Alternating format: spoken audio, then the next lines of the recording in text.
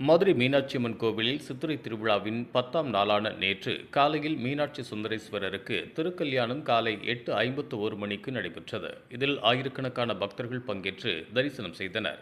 திருமணமான பெண்கள் புது தாலி அணிந்து கொண்டனர். அதற்கு முன்பாக அதிகாலை 4 மணியளவில் வெள்ளி சிம்மாசனத்தில் மீனாட்சி அம்மன், பிரியா விடை, சுந்தரேஸ்வரர் நான்கு மாசி வீதிகளில் எழுந்தருளினார்.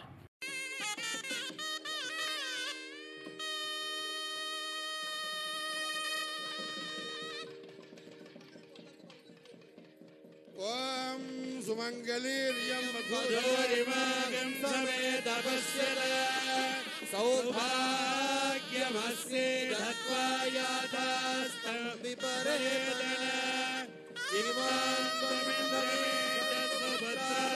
भगां गुरु दशास्यां पुत्राणादेहि पतिमेकादशङ्कृते संतोषिंचामि यजुषा प्रजामायर्धनञ्च रोदनो रोदमानशोभनशोभमान कल्याणमण्डिलेवनो वाळलाम वैगनु எண்ணிலல்ல கதிக்கு யாதும் பலன